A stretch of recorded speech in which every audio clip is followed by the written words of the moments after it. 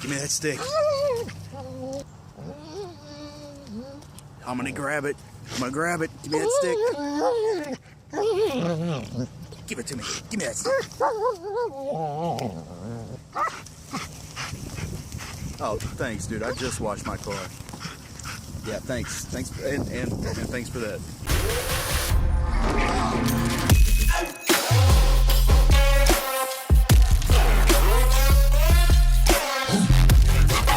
Hey guys, what's going on? I had an absolute blast in Arizona. It was really good seeing my dad, and I guess I didn't really outline this in my last video, but it's actually been 2.5 years since I've seen my dad, and that's the longest we've ever gone without seeing each other. And there was a lot of you that asked a good question. How was your dad surprised if he was at the airport? He thought he was there to pick up his fiance's father. Well, like I said, I should have said that in the video. And his fiance actually got a better angle of his reaction when I walk up. But when she tried to send me the file, it was all grainy and stuff, so I didn't end up using it. And I was really shocked to see all the positive comments that you guys left about the cinematography. A few of you asked if I had any previous film experience or if I went to film school or anything like that. Other than a few video projects, man, I mean, I'm self-taught. Like, I try to learn as I go. And really, the concept of film editing is very simple. The only really challenging part about it is to cut it up and display it in a way that's interesting for people to watch. I have ADD really bad, so whenever I watch a video, I like a lot of quick segments. That's what keeps my attention.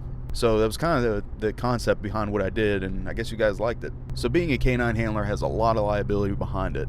Anybody that's looking into getting into K-9, I highly recommend you research anything having to do with search and seizure or case laws that pertain to it. And I've had a lot of funny experiences over the years, and I've also heard some pretty good stories from other officers. And one of the funniest memories I have is when I was still in K-9 school. You know, every morning me and my partner would get up and we'd start getting our dogs ready for the day.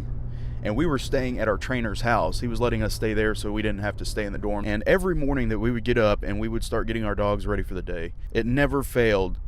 Our trainer's dog always shit in his kennel. It was like every morning this dog wanted to wake up and play on a shit slip and slide. I remember his dog's name was K-9, and it was like he was Puppy Picasso wanting to paint shit all over his kennel. Here's dog Ross over here wanting to paint like a shit tree with a shitty river in the middle and some shitty clouds. And we'll put a nice little shitty bush over here. I remember one of the funniest stories I was ever told was one morning while we were at K-9 training. We're standing around, and the lead guy is like, man, something really bad happened last night. And of course, like, we're all like a bunch of gossipy girls. We're like, what happened? So apparently there was an officer on the highway, and this was a interdiction officer.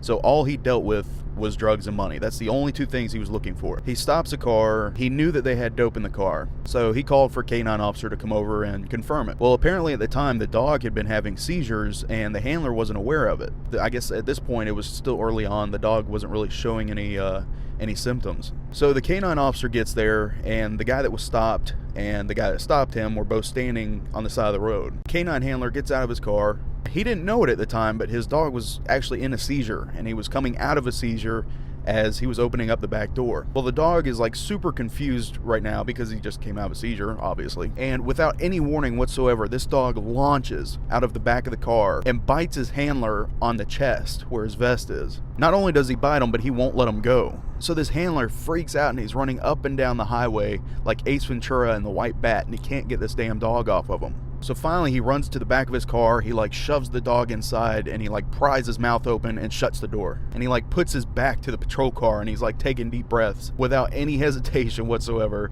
the guy on the side of the road looks at the officer that stopped him, and he's like, man, it's in the center console. This dude had no hesitation and totally ratted himself out right away. He told the officer later on, he's like, man, if that dog did that to his own handler, I don't know what he would do to me. It turns out the guy had like a pound of weed and like cocaine and stuff like that in his center console. He wanted no part of that Tasmanian devil. To me, my K-9 was the best tool I had. Not only did he find drugs for me, but he was also a wonderful deterrent. Nobody wanted to challenge you when you had your dog next to you. You can point your gun at somebody and they'll look at you and be like, I bet you won't do it. You pull that dog out? All right, man, here's what I took from the store. And I think the reason why people are so scared of police K-9s is they know the officer has to show restraint. We have a use of force continuum that we have to follow. Now, they don't call it a continuum anymore, but we have different levels of force that we have to abide by. When that dog is released, it's a whole different story. I remember one night we were at a bar, and I've talked about it in another video. We always had to shut it down. Well, my partner ended up making an arrest, and there was a female in the back of his car. Well, some guy kept coming up, and I think the windows were cracked, and some guy kept coming up and talking to her through the window. So my partner told him, he's like, hey dude, you need to back up from the car. The guy just totally ignored him. So he yelled at him, he's like, hey, I told you step back from the car. And the guy like waves him off or whatever and keeps talking. So finally my partner walks up there and he puts his hand on the guy's shoulder and the guy totally windmills him.